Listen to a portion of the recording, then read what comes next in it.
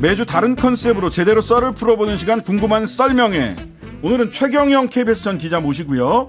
워크아웃 신청한 태영건설과 부동산 시장의 PF 부실 상황, 그리고 최근 KBS가 전두환 씨에 대한 호칭을 전 대통령으로 바꿔 보도하기로 했다는데 이 두 사안 차례로 짚어보도록 하겠습니다. 네. 안녕하세요. 네, 안녕하십니까. 최경영입니다. 예. 너무 바쁘신 것 같아요, 요즘. 예, 많이 바쁩니다. 요즘 뭐 수돗물이라는 얘기도 있습니다. 틀면 나온다, 최경영. 예, 방송을 한 4개 정도 하고 있습니다. 네, 그러니까요. 예. 아이고.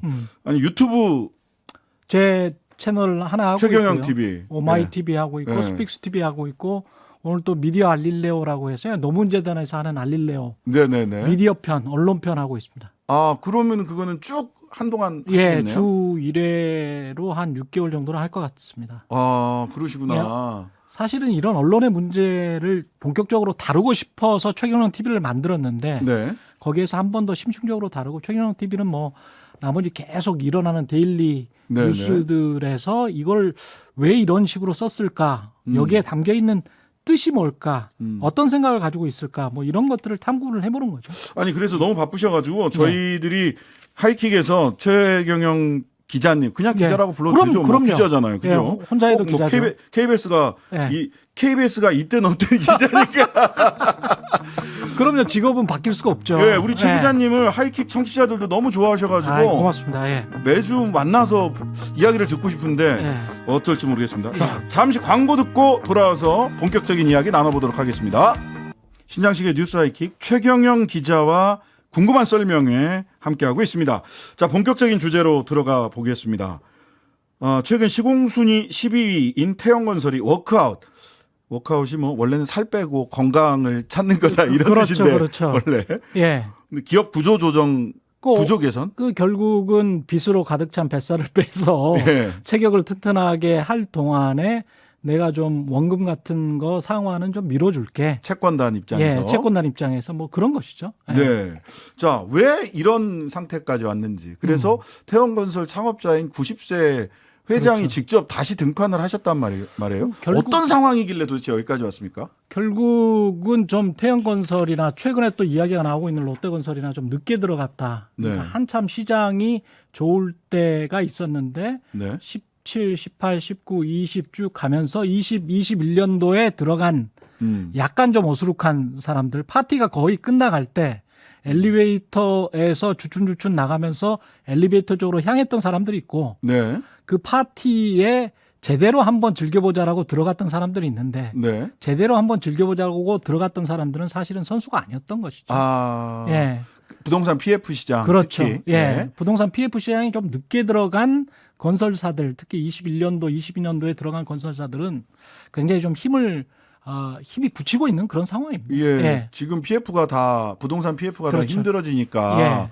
그런데다가 이자 올라가고 뭐 이러니까 이자 감당도 안 되는 상황이 지금 된 거죠. 말을 하자면. 금융안정보고서 연말에 그걸 왜 언론에서 이야기를 안 하는지 모르겠는데요. 네.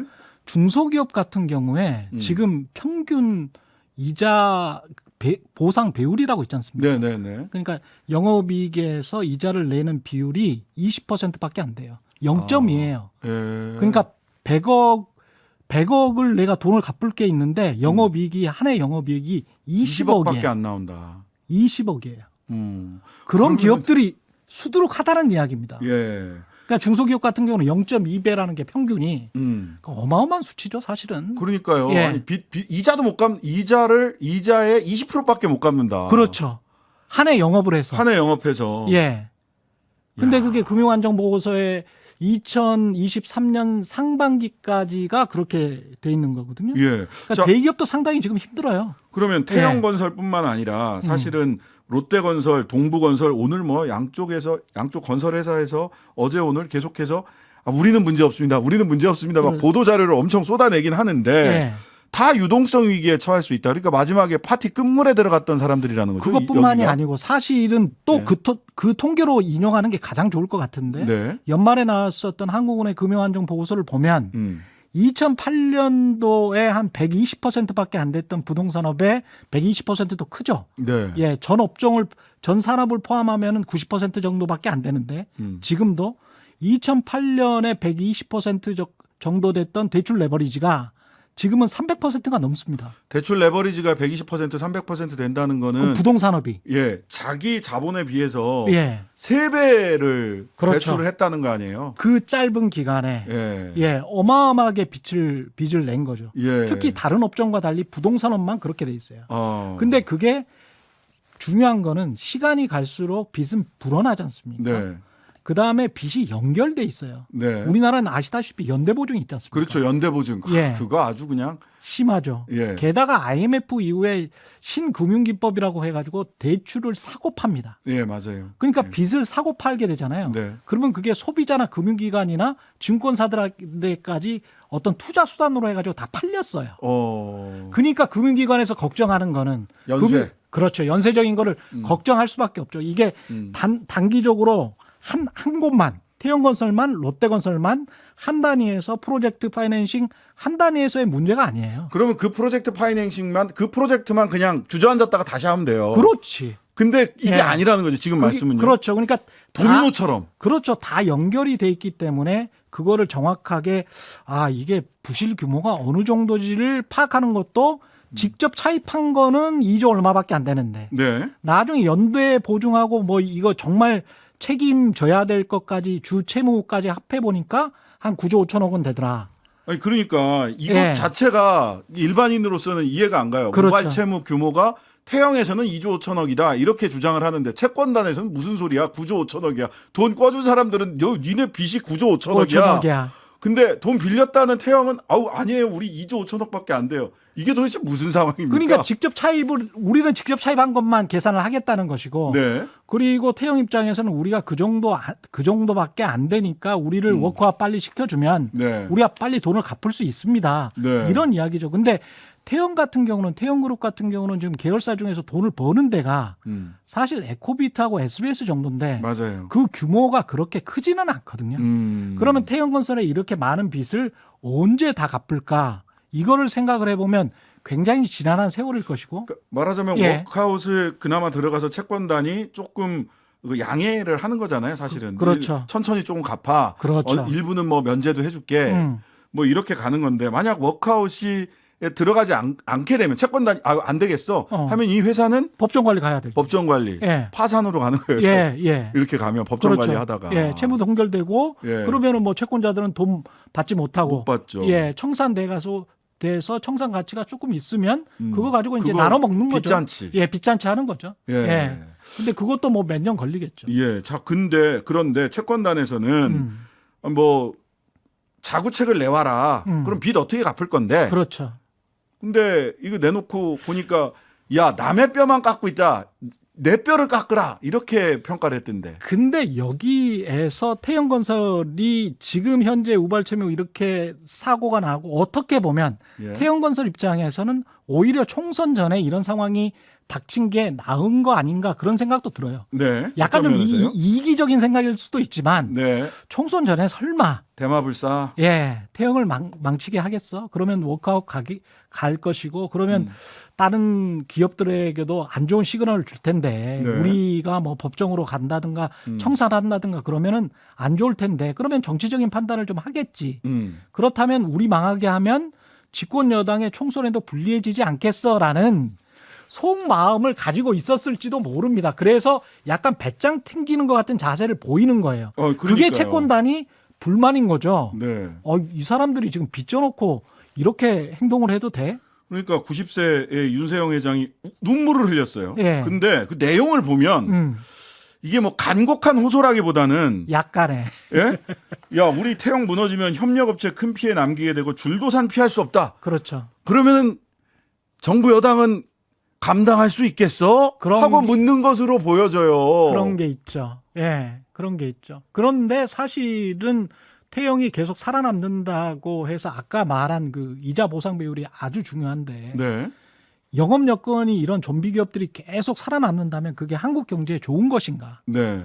빨리빨리 청산하고 미국처럼 뭐 빨리빨리 청산해서 해고할 사람들은 어쩔 수 없이 해고하고 그 다음에 새로운 인력들을 들어가든지 아니면 기존에 남아있었던 인력들을 다시 재초용하든지 그러면서 빨리 피를 돌게 하는 게 좋은 것인가. 네, 이거는 네. 사실은 올해 총선이 다가와서 그렇지 지난해 지지난해부터 대통령이나 정부나 금융위에서 뭔가 결정을 했었어야 되는 문제들을 계속 연기시킨 거거든요. 예, PF가 예. 이렇게 사실은 이렇게 바람이 음. 이렇게 빠져나갈 순차적으로 빠져나갈 그렇죠.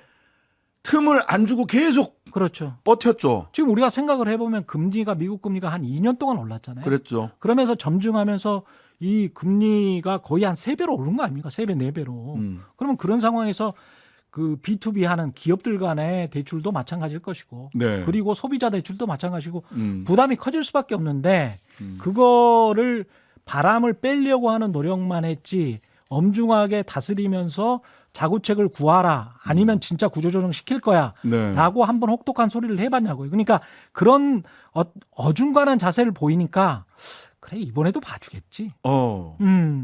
그래서 지금 말빨이 이른바 말빨이라는 게 잘 안 들어가는 상황 아닌가 네. 그런 생각도 듭니다. 네. 예. 아니 그래서 그 김주현 금융위원장이나 이복형 금감원장 말이 굉장히 세졌는데 보니까 그렇죠. 어제 오늘 예. 뭐 남의 뼈만 깎냐, 그렇죠. 제 뼈를 깎아라, 자구책을 제대로 내놔라. 음.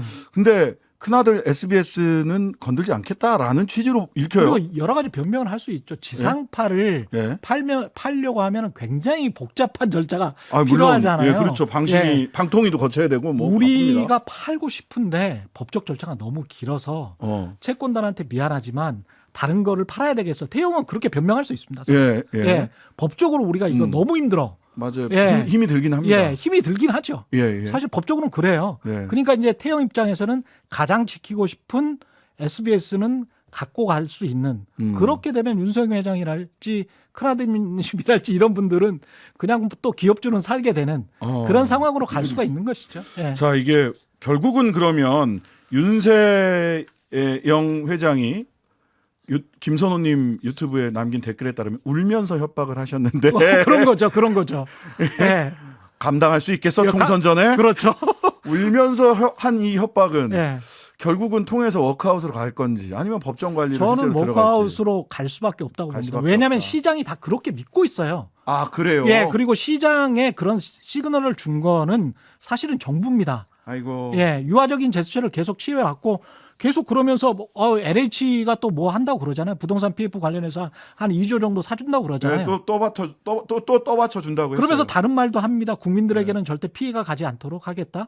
그런데 LH에서 사주는 거는 그거는 공기업의 부실로 다 이어지는 거고. 그런 거죠.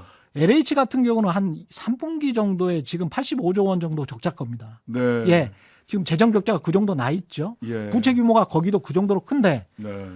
거기 다시 이제 한 100조 원 정도 되는 거죠. 과거처럼. 예. 그렇게 계속 그 빚을 계속 안고 가는 그런 시그널을 계속 주니까 그 시장에서도 설마 아. 우리는 또 큰 기업이고 게다가 언론사를 가지고 있는데. 게다가 예. 언론사를 가지고 있는데. 예.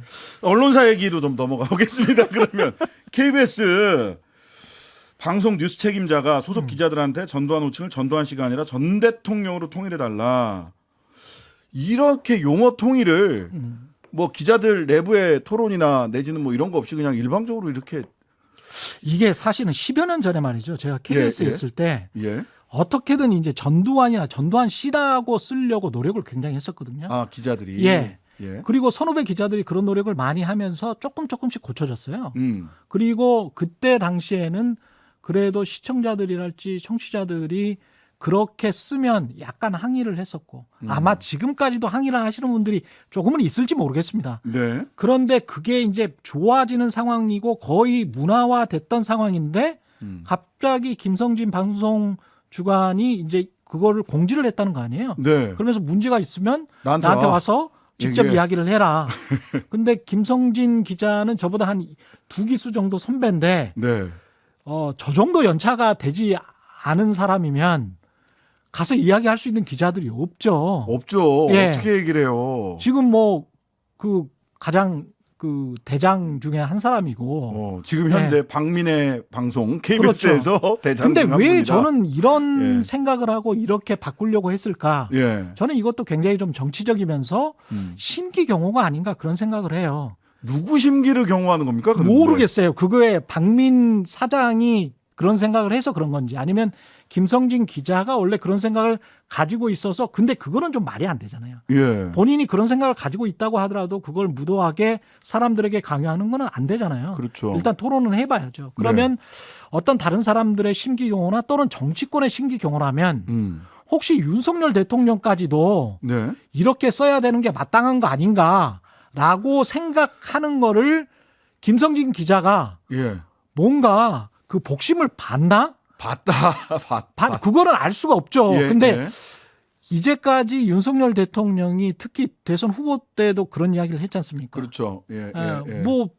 그 12 빼고는 뭐 다 잘했다. 정치 광주, 잘했다. 광주 빼고는 뭐 정치 못한 게 뭐가 경제는 있냐? 잘했다. 뭐 예. 뭣도 잘했다. 뭐 이렇게 하셨죠. 예.